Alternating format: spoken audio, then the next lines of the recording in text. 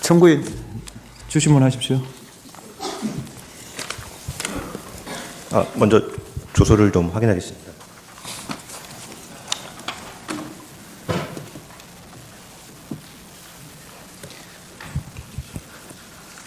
예, 증인 안보실장님 증인으로 호청하겠습니다. 네, 네. 이게 증인이 2025년 1월 2일 서울중앙지검에서 이 사건 비상계엄 선포와 관련해서 변호인의 입회하에 참고인 조사를 받으시고 사실 그대로 진술하고 종료시에 조서를 열람해서 진술한 대로 기재되었음을 확인하고 서명 날인하신 그 서류 맞으시죠? 네, 그렇습니다. 예, 그럼 질문 드리겠습니다. 네, 이항은 생략하겠습니다. 예, 사망입니다. 증인은 2024년 3월 말에서 4월 초순경 삼청동 안가에서 윤석열 대통령이 마련한 만찬에 김용현 당시 경호처장, 조태현 국정원장, 여인영 방첩사령관과 함께 참석한 사실이 있으시죠? 네. 당시 만찬은 원래 대통령이 증인과 국정원장, 방첩사령관에 대하여 방첩 조직을 강화하고 국정원도 차분하게 일을 잘하고 있다는 등 격려하는 자리였지만 피청구인이 시국에 관해 이야기하게 되었고 피청구인은 그때까지 진행된 야당 관련 문제, 정치 상황 등에 대하여 울분을 토하셨죠. 뭐 울분까지는 아니고 다양한 주제를 말씀하신 걸로 기억합니다. 피청구인은 굉장히 답답한 심정, 특히 의료개혁과 관련하여 난항을 겪고 역풍이 이는 상황에 대하여 혼자서 1시간 가까이 길게 토로하였죠. 뭐 혼자서 길게라기보다 1시간 동안 주로 대화를 주도하셨고 저희들이 또 자유롭게 의견을 개진하는 그러한 자리였습니다. 이런 과정에서 피청구인은 정상적인 정치 상황으로 가기 굉장히 어려워졌다 언급하면서 비상한 조치를 해야 하지 않겠느냐라고 발언하였죠. 네, 정확한 워딩은 기억나지 않은데 그런 취지의 말씀이 있었던 것으로 기억합니다. 예. 피청구인은 군이 나서야 되지 않느냐, 적극적인 역할을 해야 하지 않겠느냐라고 말하였죠. 네, 그런 말씀을 했던 것이 아니고 저를 보고 말씀하셔서 제가 그렇게 느꼈던 것 같습니다. 예. 증인은 그 당시에 비상한 조치, 또 군이 나서서 적극적인 역할을 한다. 이걸 어떻게 이해하셨나요? 여러 가지 말씀 중에 지나가시는 말씀을 하셔서 그냥 말씀하신 그 취지 그대로 받아들였습니다. 별도로 추가적인 생각은 안 했습니다. 그러니까 비상한 조치로 군이 나서서 적극적인 활동을 한다고 하면 그게 법률 개념으로 치자면 현행 법령상 어디에 해당하는 건가요? 법령보다는 과거의 경험으로 볼 때 군이 좀 현실 정치에 이렇게 역할을 하는 것 정도로 저는 그 분위기로 이해를 했습니다. 결국 계엄이나 이런 비상계엄이나 이런 것까지 포함하는 군의 정치 개입으로 생각하셨단 말씀이신가요? 그런 계엄까지 생각은 못했고 어쨌든 어떤 경우든 저는 적절치 않다고 이렇게 제 의견을 피력한 적이 있습니다. 이에 대하여 증인은 제가 법은 잘 모르겠지만 역사적으로 볼 때나 당위성 면에서는 적절치 않다. 국민이 용납하지 않고 장병들은 국민과 생각을 100% 같이 간다. 그것은 현실성이 없다고 반대하셨죠. 네, 법적인 문제를 떠나서 어떤 어려움을 해결하는데 좋은 솔루션은 아니라는 취지로 제가 진언을 드린 것으로 기억합니다. 증인께서 당시 그 대통령의 그런 어떤 구상에 반대하신 나름대로의 그 당시에 그 합리적인 이유라든지 나름대로 논리적으로 분석하신 어떤 근거를 가지고 거기서 반대를 하신 건가요? 구상을 대통령께서 밝힌 그런 정도는 아니었고 대화를 하면서 지나가는 말투로 그런 비슷한 말씀을 하셔서 그냥 듣고 별다른 말씀을 안 드리려고 하다가 아무래도 이제 저를 보고 말씀하셨기 때문에 저는 평소에 이제 제가 알고 있던 역사관 그리고 군나의 현실, 우리 국민의 정치 의식 등을 고려할 때 그러한 것들은 그렇게 썩 유용한 방법이 아니다 이렇게 말씀을 드렸습니다. 예. 그러면 그때 증인은 계엄의 요건인 전시사변 그밖에 국가 비상사태에 해당하지 않는다라고 그렇게 판단해서 반대하신 건가요? 계엄이라는 걸 생각을 못했기 때문에 그거는 적절치 않고 저는 비상하게 이렇게 조금 조치를 하는 것 정도로 이해를 했고 계엄과 관련된 생각은 하지 않았습니다. 예. 증인은 1979년 6.4 3학년 당시 12.12 사태를 겪는 등 군인으로서의 경험을 통해서 군의 정치 개입은 안 된다는 확고한 신념을 가지고 계시죠? 그렇습니다. 당시 조태용 국정원장도 국제관계에 대해 언급하면서 외국에서 받아들일 수 없고 우리나라의 국격에 비추어 생각할 수도 없다는 취지로 말했나요? 예, 다음은 아마 국정원장도 그런 취지로 말씀을 드린 거로 제가 기억하고 있습니다. 그 당시 같이 참석하셨던 김용현 경호처장과 여인영 방첩사령관은 어떤 말을 하였습니까? 저하고 국정원장이 그런 말씀을 하니까 대통령께서 다른 화제로 돌려버려서 그 사람들은 의견을 표명할 수 있는 시간적인 그게 없었습니다. 그래서 별도로 아무런 이야기를 하지 않은 것으로 제가 기억합니다. 위 대통령과의 만찬 자리를 마친 후에 증인은 김용현, 여인영과 증인의 국방부 장관 공간에서 차를 마시면서 이야기를 나누셨죠? 그렇습니다. 김용현 당시 경호처장은 증인의 육사 1년 후배일 뿐만 아니라 근무 연도 상당히 깊어 오랫동안 형 동생 관계를 유지해온 그런 사이시죠? 근무연은 없었고요. 단 한 달 정도 제가 대령 때 합참에 과장할 때 우리과의 파견 나와서 저를 일을 도와준 적은 있고 그 뒤로 같은 장소에서 같은 시간대 근무할 연은 전혀 없습니다. 단지 제가 수방사령관과 합참 작전본부장을 인계를 한 그런 연은 있습니다. 그리고 이제 형 동생은 대개 뭐 국회에서도 국회의원들끼리도 그렇게 많이 하는데 저 육사 선후배끼리 형 동생은 좀 일반적으로 많이 호칭을 하기 때문에 굳이 꼭 특별한 관계 때문에 호칭하는 건 아니라는 말씀을 참고로 말씀드립니다. 증인은 당시 대통령이 아무리 추중이라도 저런 말을 하면 문제가 될 수 있겠다는 생각하에 김용현과 여인영에게 대통령이 왜 울분에 차서 화를 내시며 저런 말씀을 하시느냐라고 물으셨죠? 울분고 하는 거 잘못된 좀 제 생각과 다른 표현이었고요. 어쨌든 지나갈 말씀이 있지만 혹시 다른 분들한테도 그런 말씀을 하시면 괜한 오해가 될 수 있겠다 싶어서 그 두 사람에게 특히 이제 대통령을 건집해서 모시는 김명현 그 경호처장에게 좀 유익 있게 그렇게 대통령 잘 모셔라. 그리고 대통령을 잘 모시는 길이 그런 말씀을 혹시라도 안 할 수 있도록 하는 것이 부화된 저희 도리다. 뭐 이런 취지로 이야기를 했던 것으로 기억합니다. 그러면서 증인은 국방부 장관으로서 대통령이 언급한 비상한 조치에 절대 반대한다. 반드시 증인의 뜻을 대통령께 전해달라고 말씀하셨죠?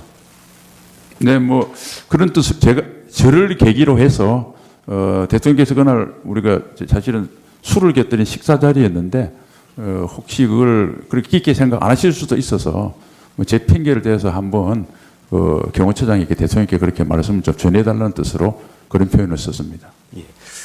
그리고 김용현 경호처장에게 대통령이 말씀을 잘 듣는 사람한테 오늘 취중에 이런 얘기를 했다는 점을 전하고 다음부터는 대통령이 이런 말을 하지 않도록 하라고 당부하셨죠. 네, 사실은 저 같은 경우는 대통령님과 장관이 되지만 별도로 시간을 가지고 온 적이 별로 없는 상태였는데 그런데 이제 저한테 저런 말씀을 하시는 거 보고 다른 혹시 아주 가깝지 않은 사람들 이야기를 할까봐 아무래도 대통령 주변의 인간관계는 경호처장이 잘 아니까 대통령께 좀 말할 수 있는 분들을 한번 봐서 오늘 일을 좀 설명하면서 지나가는 말투였지만 한번 말씀드리는 게 좋겠다 그래서 제가 제안을 했습니다. 그랬더니 경호처장은 제 말에 100% 동감을 했고 그렇게 하겠다고 했습니다. 네. 그 대통령께서 국정을 운영하려면 여러 가지 그 목소리를 많이 들어야 되는데 지금 증인께서 대통령이 말씀을 잘 듣는 사람한테 이 말씀을 전해달라고 할 때 보통 그 당시 증인은 어떤 분들을 머리에 좀 염두에 두고서 이런 말씀을 하셨나요? 제가 사실은 대통령님 주변의 개인적인 인간관계를 잘 몰라서 그냥 보도에 이렇게 보면 뭐 성함은 말씀드릴 수 있지만 여러분들이 대통령과 가깝다고 그래서 뭐 그런 원로들한테 이야기하면 되지 않겠느냐가 염두에 뒀는데 김용희 처장한테는 구체적인 사람이나 그런 걸 거명한 적은 없습니다. 혼자 그렇게 생각했습니다. 예. 국방부 장관 교체 관련돼서 질문 드리겠습니다. 2024년 8월 13일 증인은 국방부 장관에서 국가안보실장으로 임명되셨죠? 그렇습니다. 예, 그 1, 2주 전 대통령이 증인에게 갑자기 대통령 비서실 안보실장을 맡아주었으면 좋겠다는 이야기를 하였습니까? 네, 대통령께서 말씀하셨죠. 그때 대통령은 전략과제인 원전 방산 등을 유치하기 위하여는 적극적인 경제 외교가 필요한데 국방부 장관이 해외로 나갈 수 없고 안보실장도 나가기 어려우니 영어를 잘하는 당시 국가안보실장 장호진을 외교안보특보로 임명하여 그 임무를 맡기고 증인이 안보실장을 맡아달라는 취지로 말씀하셨죠. 네, 특히 하나 더 보태면 이때까지 안보실장 세 분이 다 외교 전문가였습니다. 근데 그때 다시 국방 전문가가 맡아서 러북 간의 군사 밀착도 있고 그다음에 미국의 대선 결과에 따라서 특히 안보 중에서도 국방 정책이 변화가 많을 것 같으니까 좀 장관을 마친 중량급 있는 인사가 무게를 가지고 국방 위주로 좀 국방을 좀 중심을 둔 이런 안보 정책을 펴달라 이런 말씀도 있었습니다. 이때 이에 증인은 군 출신인 증인 자신은 국방부 장관은 잘할 수 있는데 안보실장은 외교도 잘 해야 하니 자신이 없다라는 취지로 답하였고 이에 대해 대통령은 김태효 안보실 1차장이 외교를 잘 맡고 있으니 괜찮다고 말씀하셨죠. 그 김태호 차장을 언급했는지 제가 기억이 지금 없습니다. 뭐 조서는 어떻게 나왔는지 모르겠는데, 그는 어쨌든 여러 사람 조직을 활용하면 부족한 부분을 채울 수 있으니까 안보실장은 전문적인 지식도 중요하지만 리더십이다. 그리고 여태껏은 장관을 하지 않은 사람들이 세 명이 했는데 아무래도 외교안보실을 총괄하려고 그러면 장관을 마친 특히 국방부 장관을 마친 사람이 좋겠다 이런 취지로 저한테 말씀을 하셨습니다. 예. 그 후 얼마 지나지 않은 2024년 8월 12일 아침 피청구인은 체코 원전 수주 관계로 좀 빨리 오늘부로 국가안보실장을 교체해야겠다고 하면서 증인에게 안보실장을 맡아달라고 다시 말하였고 증인은 대통령이 두 번째로 말씀하시고 국가적 사안이라 생각하여 수락하셨죠. 그렇습니다. 바로 2, 3일 후에 장호진 특보가 제이크 셜리번 미 안보보장을 만나기 위해서 출국이 예정되어 있어서 대통령께서 급하게 일정을 정하신 것으로 이렇게 들었습니다. 7항입니다. 증인이 국방부 장관에서 국가안보실장으로 임명되는 2024년 8월 무렵 국군 정보사령부 내에 정보사령관 문상호와 여단장 박민우 사이에 갈등이 불거져서 상호 폭행과 항명으로 맞고소하는 상황이 발생하였고 또 한편 정보사 블랙 요원 명단이 유출되는 중대한 보안 사고가 발생하기도 하였죠. 그렇습니다. 그래서 증인은 이러한 사태에 대한 책임을 물어 문상호 정보사령관을 보직해임하고 교체하는 방안을 당시 여인형 국방부 인사기획관과 원천희 정보본부장에게 지시한 상태셨죠? 네, 박민우 여단장은 먼저 직무 배제를 했고요. 그러나 이제 정보사령관까지 갑자기 동시에 하면 좀 혼란이 있다는 참모들이 건의가 있어서 그때 제가 계속 있었으면 9월 중순경에 장군 인사를 하려고 했는데 그때 교체하려고 제가 준비를 했습니다. 그런데 2024년 9월 6일자로 김용현 장관이 취임하면서 문상호 정보사령관에 대하여 현 보직 유지를 지시하였죠. 그거는 전혀 몰랐고 이번 비상계엄 사태 이후에 보도를 통해서 알았습니다. 그리하여 결국 이번 비상계엄 사태에서 문상호 정보사령관이 노상원 전 정보사령관 등과 함께 제2합동수사본부 불법 구성, 선관위 침탈 등의 행위를 주도하는 결과가 되고 말았죠. 그건 뭐 수사고 재판을 통해서 확정될 사항이라 제가 답변드릴 사항은 아닌 것 같습니다. 예, 그 당시 언론 보도에 당시 그 문상호 여인영 또 김영현으로 대표되는 충암파와 그다음에 증인과 박민우로 대표되는 국방파의 대립이 있었고 거기서 충암파가 승리해서 결국은 장관이 교체가 됐다 이런 보도들이 있었습니다. 증인은 거기에 대해서 어떻게 생각하시나요? 저는 뭐 그거는 근거가 없다고 생각하고 문상호 전 정보사령관은 충암고등학교를 나오지 않은 걸로 알고 있습니다.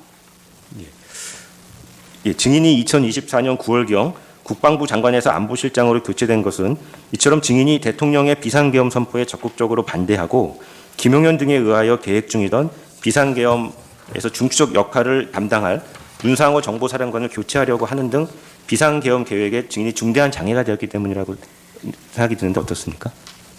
뭐 이 사건자인 대통령께서 판단하신 사항이긴 하지만 제가 느끼기에 계엄에 뭐 반대를 그렇게 했던 아까 만찬 분위기를 말씀드렸는데 지나가는 말투였고 그 뒤로 한 번도 계엄에 관련된 저한테 한문하신 적도 없고 그런 말 들어본 적도 없습니다. 그리고 교체했던 것은 대통령께서 아까 청구인께서 말씀하신 그런 이유로 저에게 교체 이유를 설명을 하셨고 또 그것을 브리핑했기 때문에 저는 일부 언론 보도에서 제기한 것은 사실이 아니라고 보고 대통령께서 말씀하신 것이 사실에 가깝다고 생각합니다. 대통령실 국가안보실장은 군과 국방부를 담당하고 계시죠? 그렇습니다. 그러면 전시사변이나 국가 비상사태에 따른 합법적인 계엄 선포 시에는 군과 국방부의 보고를 받고 또 참모로서 대통령께 조언을 드리는 역할을 하게 되죠. 그 계엄과 관련돼서 저희 국가안보실에 어떤 매뉴얼이나 과업은 없습니다. 그렇기 때문에 그것은 이제 만일 그게 계엄 상황이 계속 길게 되서면 무엇인가 과업이 있을 거로 생각하는데 워낙 짧게 끝나서 별다른 과업 지시나 과업 연출을 하지 못했습니다. 이번 이렇게 짧게 끝난 계엄을 말씀드리는 게 아니라 일반적인 전시 사변하에 그 합법적인 계엄이라고 한다면 당연히 군과 국방부가 국가안보실장을 통해서 대통령께 보고드리고 또 안보실장이 대통령의 최측근 참모로서 대통령께 조언을 드리고 의견을 드리고 하는 것이 정상적인 것이 맞죠? 아닙니다. 계엄 사무업무는 계엄 사령관으로 임명된 사성 장군이 국방부 장관을 통해서 대통령께 보고하는 구조고 저희한테 중간에 보고하는 경우는 없고 혹시 대통령께서 저에게 한문하셔서 챙겨보라고 하는 과업 지시가 있으면 챙기게 될 겁니다. 그래서 우리 그 안보실에는 계엄과 관련된 어떤 사업 사무 분장이 없습니다. 예, 알겠습니다. 예, 2024년 12월 3일 회의에 관련돼서 질문드리겠습니다. 증인은 2024년 12월 3일 밤 성북동 안보실장 공간에서 휴식을 취하고 있었는데 21시 19분경 증인의 보좌관인 양원석으로부터 대통령 부속실에서 대통령이 수석비서관 이상 회의를 소집했다는 말을 듣고 21시 40분경 용산 대통령실을 출발하셨죠. 네. 사실 이 무렵 외교 현안으로 피청구인이 트럼프 미 대통령 당선자를 방문하는 숭반 날짜를 논의하는 중이었기 때문에 증인은 이 문제로 회의가 소집되는 것인가 추측하여 보기도 했죠. 그렇습니다. 또 용산으로 향하는 승용차 안에서 기자들 사이에 밤 10시에 대통령이 긴급 재정 경제 명령을 발표할 것이라는 소문이 돈다는 이야기를 듣기도 하셨죠. 네, 국방부 대변인실에 어떤 기자 한 명이 그런 그 카톡으로 저에게 보냈습니다. 증인은 22시 1 내지 2분경 용산 대통령실에 도착하여 5층 대기실은 대통령 직무실 옆에 대접견실의 별실로 이렇게 알려져 있는데요. 대기실로 안내되었고 당시 그곳에는 김태효 1차장, 이도운 홍보수석, 김주연 민정수석, 홍철호 정무수석 등이 대기하고 있었죠. 네, 하여튼 뭐 사람들이 사실 출입구에 왔다 갔다 했기 때문에 계속 있었는지는 모르겠는데 하여튼 기억은 그렇게 났습니다. 예. 어느 정도 대기하는 시간이 흐른 후에 대통령 집무실로 가보자는 누군가의 제안에 따라서 대통령 집무실로 들어가 보니 정진석 비서실장 혼자 망연자실한 표정으로 앉아 있었고 무슨 일이냐고 증인이 물으니 대통령께서 비상계엄을 선포하려 한다는 말과 함께 대통령이 현재 대접견실에서 국무회의를 하고 있다라는 답변을 들으셨죠? 네.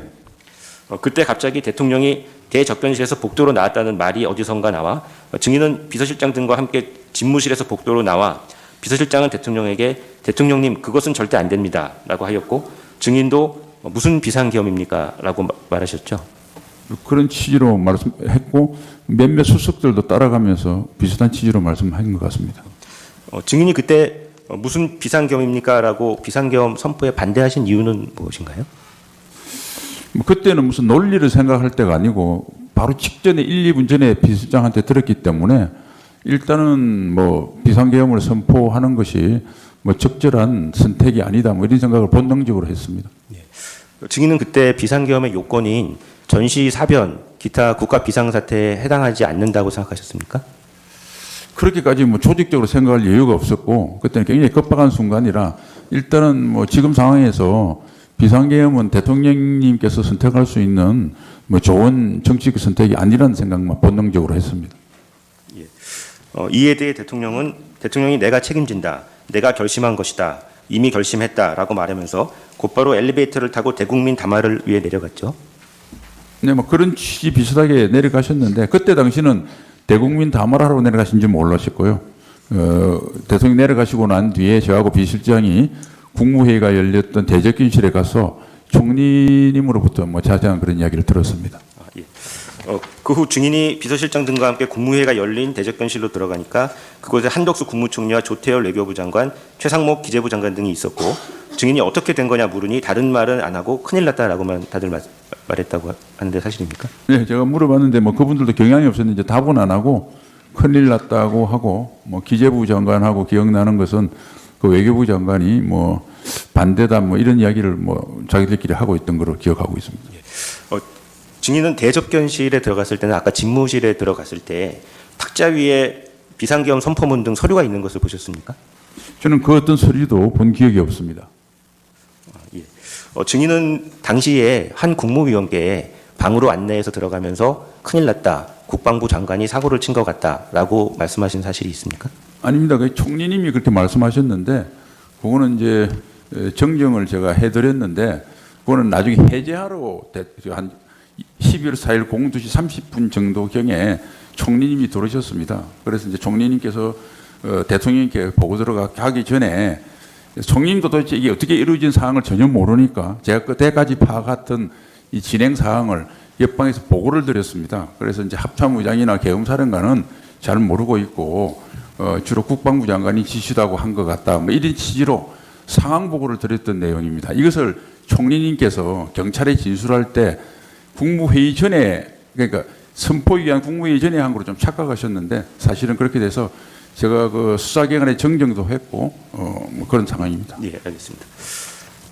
예, 국가안보실은 북한의 도발에 대한 대응도 맡고 있기 때문에 증인은 대통령이 비상계엄을 선포한 이후에 국가안보실 산하 위기관리센터장 김상호 소장에게 2, 3회 전화를 하여 북한과의 전선, 접경 지역에 이상이 없는지를 확인하셨죠. 그렇습니다. 그 후 방송을 통해 국회에 계엄군이 진주하는 상황을 알게 되었고 군이 국민들과 충돌하면 안 된다는 생각에 23시 30분에서 24시경 김명수 합참의장에게 전화하셨죠. 그렇습니다. 증인이 합참의장에게 국회에서 충돌이 나면 큰일 나는데 계엄군과 연락해서 그것을 막을 방법이 없는지를 물어보았고 김명수 합참의장도 자신이 계엄군에 대한 지휘권이 없다고 하였죠. 그렇습니다. 그러다가 증인은 2024년 12월 4일 01시 3분경 방송을 통해 국회에서 비상계엄 해제 요구 결의안이 가결되는 것을 보셨죠. 그렇습니다. 이후 01시 20분경 대통령 부속실로부터 지금 대통령이 합참 전투 통제실로 이동하는데 국가안보실 인성환 2차장과 최병욱 국방비서관이 수행하라는 연락을 받으셨죠. 네, 뭐 부속실로 제가 직접 받은 거 아니고 부속실에서 우리 보좌관한테 알려줘서 보좌관이 저한테 보고했습니다. 예.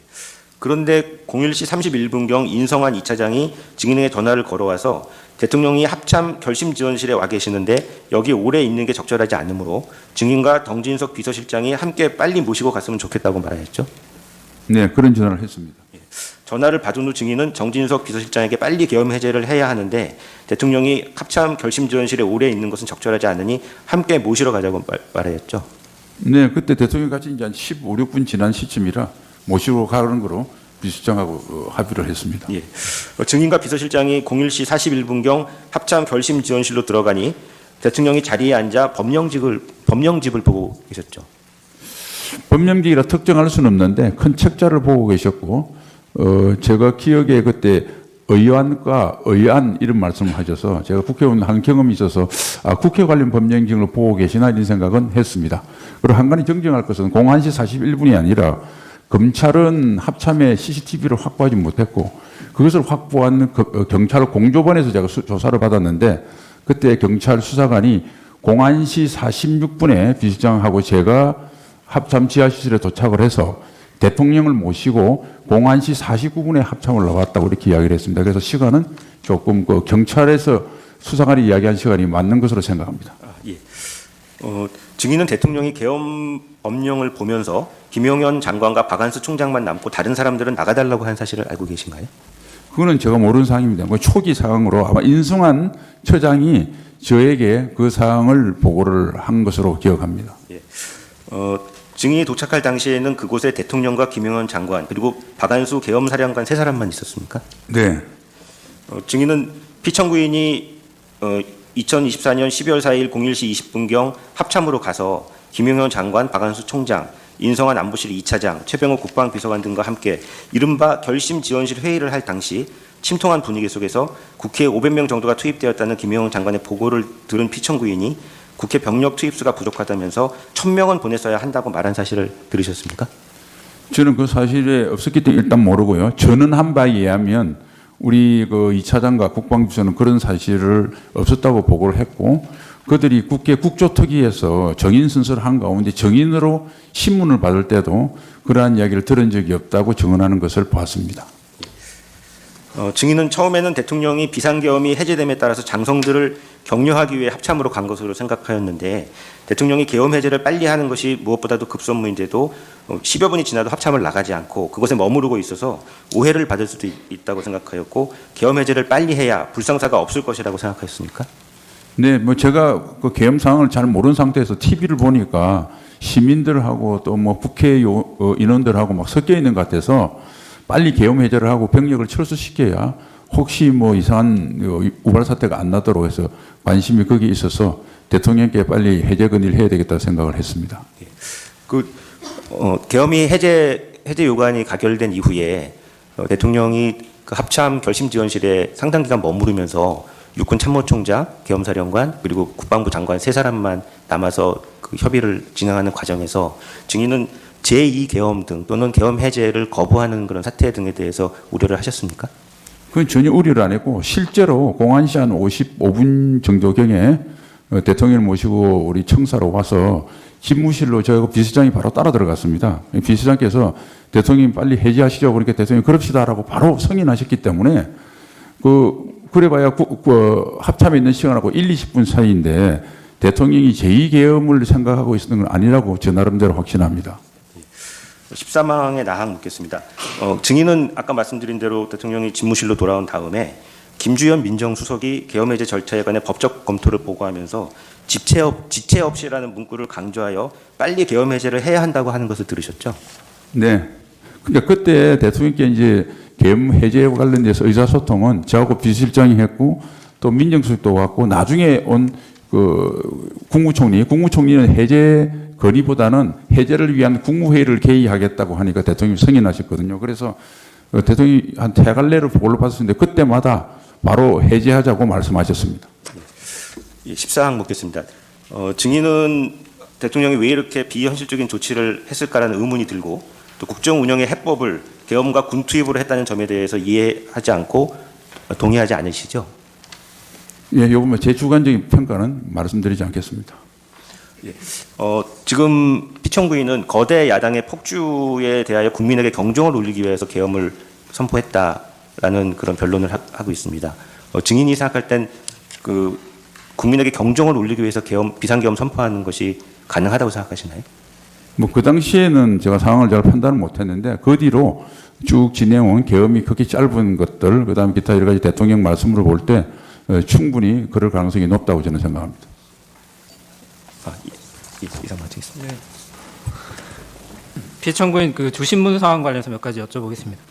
초급 간부 처우 개선 예산안 이 부분은 지난 2월 6일 날 경제수석께서 나온 증인신문에서 사실 다 확인된 내용인데 어떤 내용이냐면 정부에서 아예 예산안, 그러니까 야당이 감액했다고 주장하는 예산안 자체를 편성 조치하지 않고 국회에 제출했다라고 확인된 부분인데요. 확인차 다시 질문하셨기 때문에 확인차 다시 여쭤보겠습니다.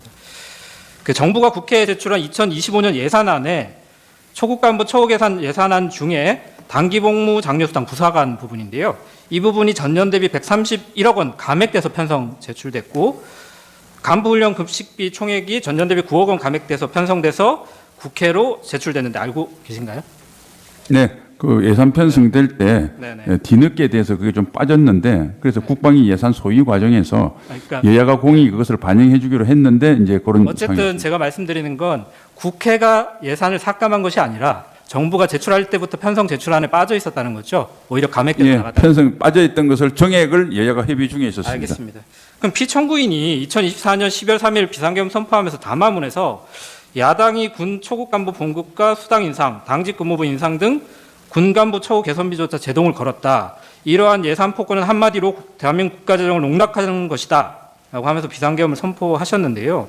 정부가 스스로 이렇게 뭐 뒤늦게 아셨다고 하지만 초급 간부 처우 개선 예산 항목을 동결하거나 오히려 일부 항목을 감액해서 사실은 총액은 전년도 대비 141억이 감액돼서 국회에 제출됐거든요.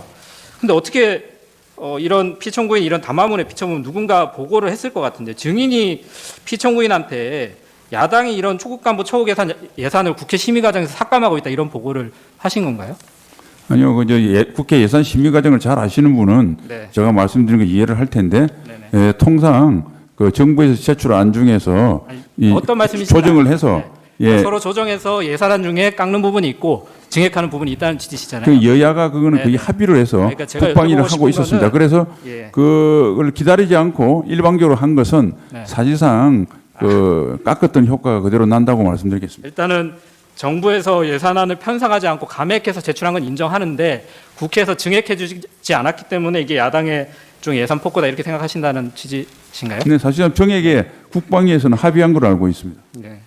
그럼 증인이 이렇게 보고를 하신 건가요? 처음에 정부에서 예산안 편성할 때부터 뒤늦게 놓쳤다. 그래서 예산이 감액돼서 편성이 돼서 국회에 제출됐다. 이런 사실을 알리지 않으신 건가요? 아닙니다. 그거는 이제 뭐 대통령한테? 국방부에서 할 일이고 저는 예산까지 안보실장이 일일이 참견하지 증인이 않습니다. 보고하신 건 아니고요. 예, 예. 알겠습니다. 어쨌든 증인도 국회가 헌법 57조에 따라서 예산안 심의 과정에서 증액을 할 수 있는 권한은 없고 감액할 수 있는 권한만 있다는 건 알고 계시죠? 이제 감액을 하더라도 그 감액된 분야에서 헌법상 권한에 나중에 대해서 여쭤보는 겁니다. 예결위에서 조정이 가능하다고 봅니다. 그러니까 국회가 감액 권한이 있고 정부가 동의하지 않으면 국회가 임의로 증액을 할 수는 없잖아요. 그건 맞습니다. 알겠습니다. 그리고 아까 친중 정치인 그러니까 중국 회사의 투자 이런 부분이 주신문상에 나와가지고 사실 여쭤보는 건데요. 이게 대통령 탄핵 사건에서 이런 내용을 공개적으로 언급하는 것 자체가 외교나 안보에 좀 적절하지 않다 이런 생각이 들고 그래서 증인도 몇 가지 부분에서 답변을 피하셨던 것 같은데요. 저희가 어쨌든 2008년도에 이명박 정부 시기에 대한민국과 중국 사이의 관계를 전면적 협력 동반자 관계에서 전략적 협력 동반자 관계 이렇게 격상이 좀 됐잖아요. 그리고 이런 한중 관계 협력이 심화되면서 박근혜 전 대통령도 2015년 9월 달에 역대 대통령 중에 처음으로 중국 베이징 천안문에서 열리는 항일 전쟁 반파시스트 전쟁 승리 70주년 기념 열병식에 참석하기도 했었죠. 기억하시죠? 네, 네. 기억합니다. 피청구인도 2024년 11월 5일 한중 정상회담에서 중국에 대해서 굉장히 긴밀히 협력하고 있는 국가다 이렇게 말하면서 그로부터 며칠 뒤에 브라질 그 G20 정상회의가 브라질에서 열렸는데요. 그때 현지 언론과의 서면 인터뷰에서 한국에 있어 미국과 중국 양국은 둘 중 하나를 선택해야 하는 문제는 아니다. 미중 관계가 국제사회 평화와 변혁에 기여하는 방향으로 발전해 나가기를 기대하며 그 과정에서 한국은 미중 양국과 긴밀히 협력해 나가겠다 이렇게 말씀을 하시면서 국제사회에서 협력과 경쟁은 경쟁할 수밖에 없다 이렇게 말씀하셨는데 알고 있죠. 네, 그러니까 결국은 미중 간의 이런 전략적 경쟁이 심화되는 상황이지만 대한민국 입장에서는 한미동맹을 외교의 그 중요한 기본축으로 하더라도 중국과 어떤 전략적인 협력 관계를 가져갈 수밖에 없는 상황이잖아요.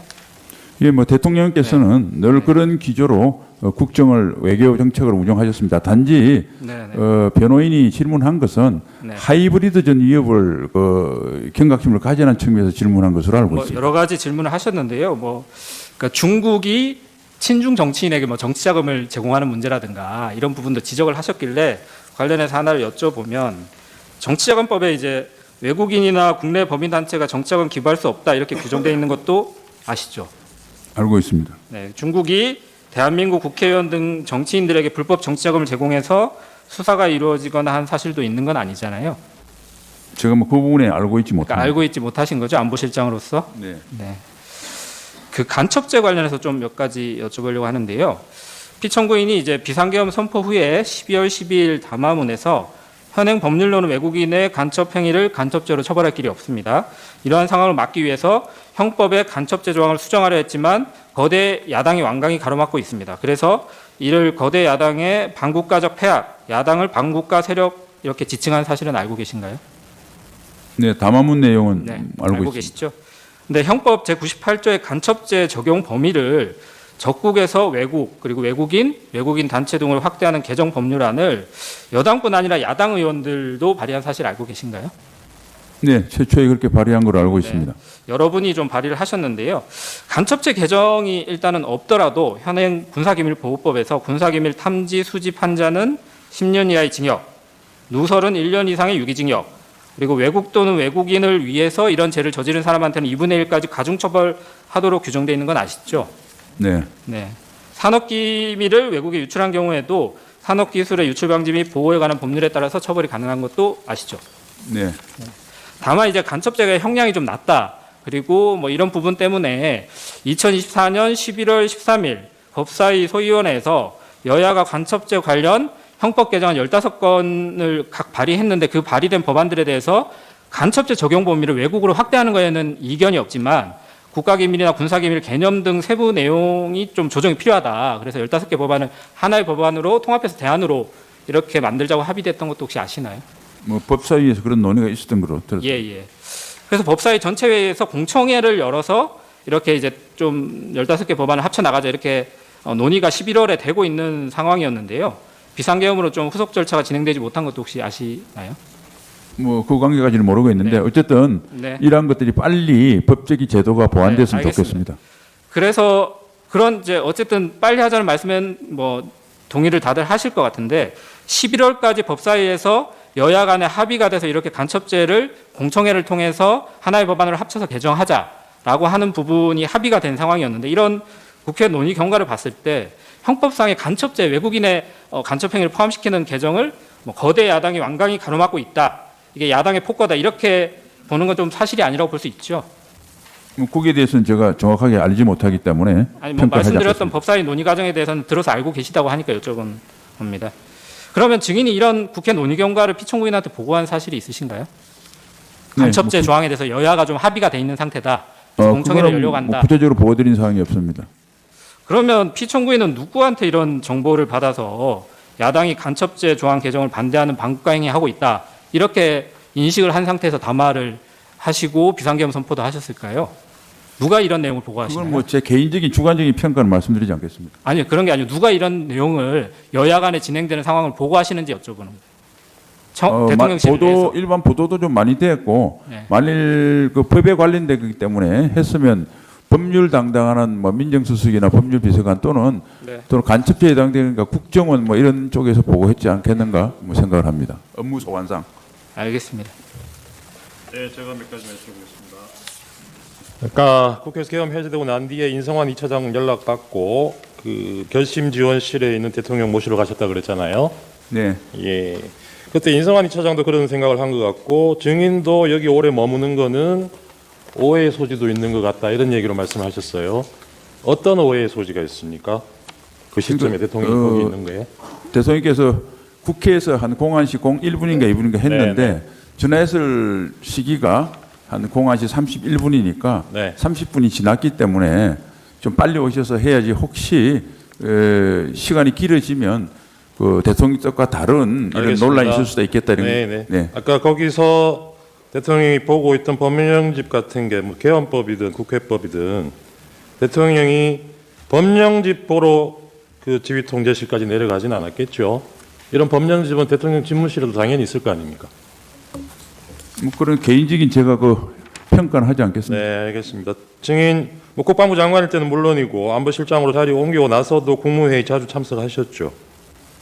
네, 국방부 장관 때는 뭐 다 참석했고 그다음에 안보실장은 대통령께서 대통령이 주관하신 주재할 때. 회의만 배석했습니다. 대통령이 주재할 때 국무회의 오프닝 멘트, 클로징 멘트 대통령 직접 하시죠. 그렇습니다. 네, 보통 오프닝 멘트는 뭐 공개형으로 한다 그러고 클로징 멘트는 비공개형으로 한다 그러는데 작년 4월 총선 끝나고 그때 국무회의 뭐 클로징 멘트나 이런 기회에 대통령이 이 총선 결과를 어떻게 받아들였는지 멘트 들은 게 기억이 나십니까? 저는 뭐 기억이 안 나고 그다음에 국무회의 때는 대통령께서는 뭐 정치 국무회의 상황에 자리가 대해서는 아니더라도, 예, 별도 그런 자리가 아니더라도 총선 결과에 대해서 대통령이 어떻게 받아들였는지 뭐 들은 기억이 있습니다. 뭐 어떤 말씀하신 구체적인 기억이 없습니다. 그때 언론에서는 대부분 여당이 참패한 가장 큰 원인이 대통령 책임으로 돌리고 있었거든요. 그건 기억나시죠? 그런 보도가 일부 있지만 또 다른 보도가 있었던 걸로 알고 있습니다. 네, 알겠습니다. 그 대통령이 주재하는 국무회의가 5층 그 대접견실에서 열린 적이 있습니까? 거기에서 열린 적은 없는 것으로 기억합니다. 없는 것 같죠. 그리고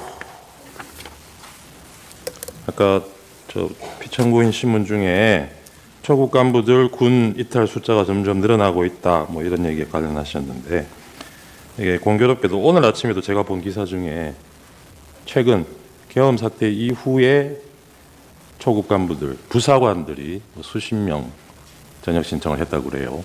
근데 그 기사에 보면 주로 이번 계엄에 동원됐던 그 군인들이 속해 있는 사령부 소속 부사관들이라고 합니다.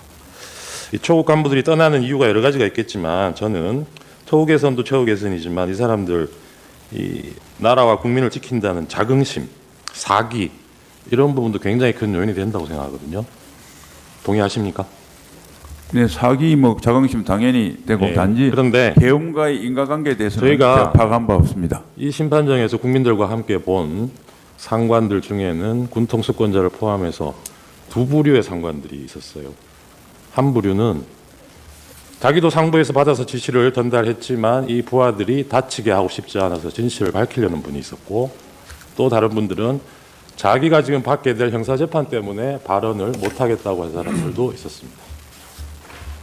이런 사람들이 상관으로 있으면 그 밑에 있는 초급 간부든 어느 군인이든 자긍심을 가지고 군인으로 복무할 수 있겠습니까? 객관적인 사실이 아닌 개인이 주관적인 평가나 소회를 묻는 것은 적절하지 않다고 생각하고 답변하지 않겠습니다. 이상입니다.